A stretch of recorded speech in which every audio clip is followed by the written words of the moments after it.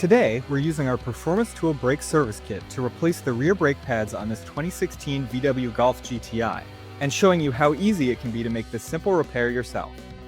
It's easier to remove the wheel later if you loosen the lug nuts before lifting the car. To do that, we're using our standard lug wrench to get the job done. Use a floor jack to lift the car. Be sure to use the jack points to find in your owner's manual. Install your jack stand and make sure it's secure. When you let the car down, double check that it's secure on the jack stand. Now, fully remove the lug nuts and the wheel. Locate and remove the bolts on the rear of the caliper. You will likely need to hold one nut with a wrench while you turn the bolt at the rear.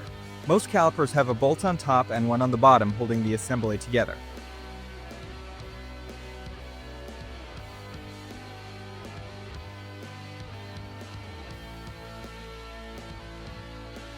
Now you can move the caliper assembly out of the way.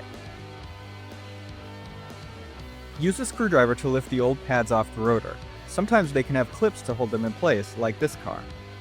Make sure that your new brake pads match the old ones. Install the new pads, making sure they sit flush with the rotor.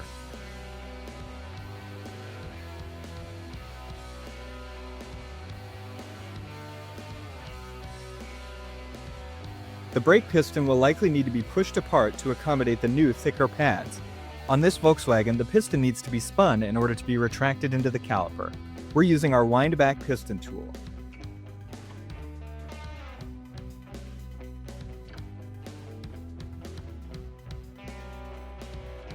As you push the piston back, the brake fluid level in the reservoir may rise.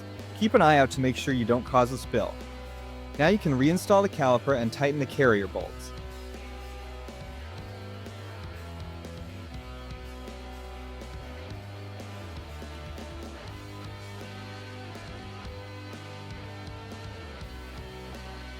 Reinstall the wheel and the lug nuts.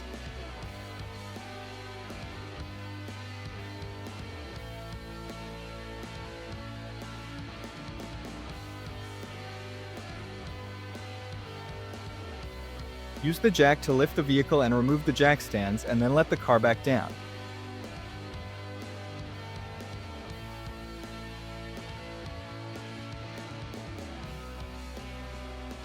Tighten the lug nuts.